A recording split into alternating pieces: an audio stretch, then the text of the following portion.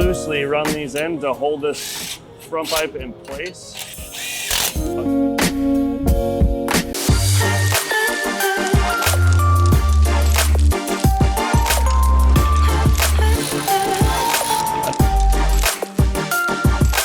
All right guys, we got the car on the ground here. You'll notice the intake piping is already out of the car. You can go back and watch the later video. We had to take that out of the way to get to the downpipe. So we're gonna be installing the PRL high volume intake, by far one of the most popular requested pieces, as well as the inlet pipe over here. So we have something really special for the inlet pipe. PRL was kind enough to send us one of their prototypes.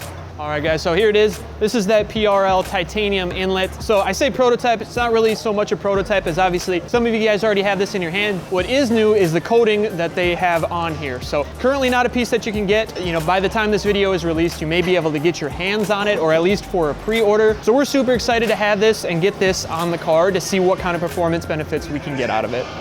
Running, you are all I needed back then, now I'm buzzing. So right now I'm just kind of removing everything that will be in the way of getting this inlet pipe off. I've already taken this off once before.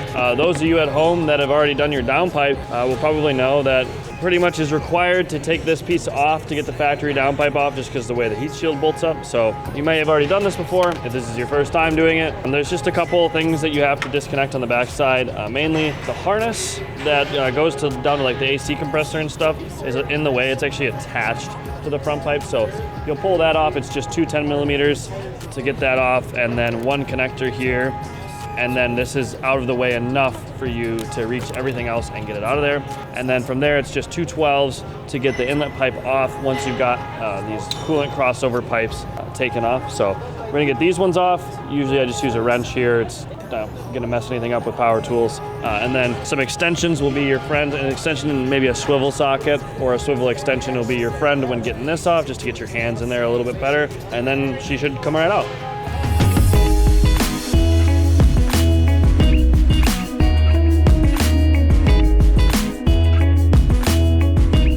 These aren't super tight, so you can get away with using a long extension like this and just to break her loose. I say that and then I fail twice. Come on. It is pretty tight in here, but luckily most of the things that you're working around are a little bit flexible, so getting your hands in the tight places just requires a little bit of finesse. And like I said, none of this stuff is super tight, so it's not gonna be one of those things where your hands are cramped and then you break it loose and then smash your knuckles into things. They'll come apart pretty easy. And then the last one that you need to do to get this off, there's two bolts holding this on. The last one is a little bit tricky to see, but it is there, I promise. I usually like to get a feeling on it before I take it out so I know exactly where I'm going. It's kind of underneath that stud that the harness connects, or not stud, sorry, the standoff that the harness connects to. So getting your tool down there might be a little bit of a struggle. So now that you're at this point, you got all the bolts out, you retrieved any that you dropped, like me, you're ready to pull this out. It comes out pretty easy. I'll just show you right now. Oh. Just kidding. JK. Don't forget, like I just did and did the first time I did this, there is a mounting bolt over here on the top of the head next to the valve cover. 10 mil will solve your issues there. Might need a little extension if you're a cheater like me and use power tools whenever possible. Okay, now you are ready to take it out. I promise this time. So it just kind of lifts right out. Kind of work your way around some things, make sure you don't drop the gasket off, and you're done. Well, done taking it out. Now we're ready to put this piece in. Make sure you got your gasket on there. Going back in, this is PRL's piece. It's a two-piece inlet pipe, so it's a little bit less bulky when you're going to install it, which is nice. So, yeah.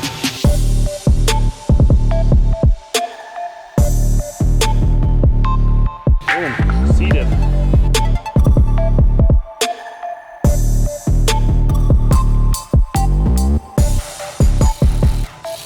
For the record, I don't generally recommend people use power tools when tightening clamps like that, just because it is really easy to screw them up. So just a little tidbit I'd throw in there. So we got the inlet on, the inlet elbow on, I should say. Obviously on the stock piece, it's gonna be just one piece. Just wanted to show you the size difference in the stock piece versus the PRL. So here's the elbow. You can see the size difference there All right, this stock piece is gonna be one size all the way through. So if we hold it up, you can see the comparison to the PRL and what we're gonna be putting on there. And again, PRL piece being titanium, gonna have a much better thermal property also, so.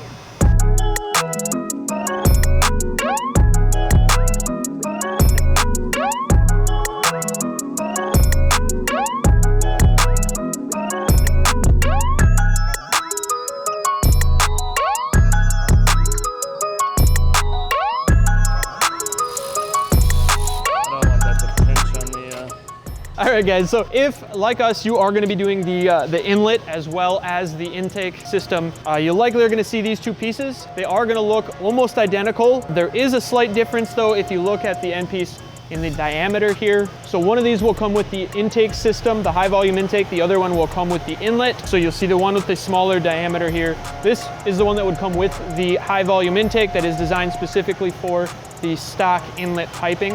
If you look at the other one, you're gonna have a larger, much larger diameter, and that's gonna be for that PRL inlet there.